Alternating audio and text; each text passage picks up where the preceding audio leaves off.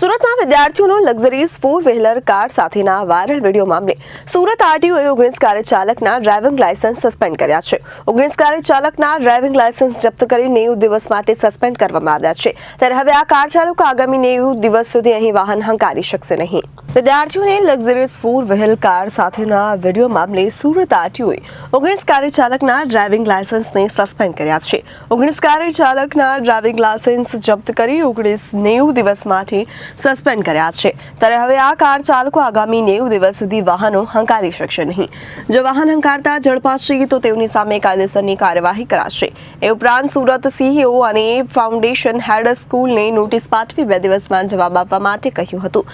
જેમાં સ્કૂલ દ્વારા ડીઓને મૌખિક ખુલાસો કર્યો કે આ ફેરવેલ પાર્ટીમાં કારનો કાફલો સ્કૂલની બહાર થયો હતો, જેની જાણ અમને થઈ ન હતી અને વિડીયો વાયરલ થયા બાદ પણ અમને જાણ થઈ હતી। આપને જણાવું તો જે લોકો વાહન ચાલક તરીકેની એમની સેફટીમાં ધ્યાને લઈ અને જે લોકો રશ ડ્રાઇવિંગ કરે છે તેમજ રોંગ સાઈડમાં ડ્રાઇવિંગ કરે છે એની સામે લાયસન્સ સસ્પેન્ડ કરવાની કાર્યવાહી આરટીઓ ઓફિસ દ્વારા કરવામાં આવી રહી છે। કેટલા લાયસન્સ રદ થયા છે અત્યાર સુધીમાં લગભગ 764 જેટલી લાયસન્સ લગતી કાર્યવાહી અત્યારથી કરવામાં આવેલી છે।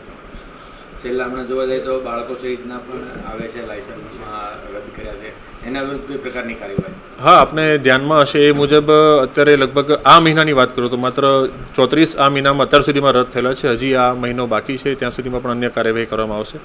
ગયા મહિનાની તમને વાત કરું તો લગભગ 74 ઉપરાંતના લાયસન્સની લગતી અત્યારેથી કાર્યવાહી કરવામાં આવેલી છે।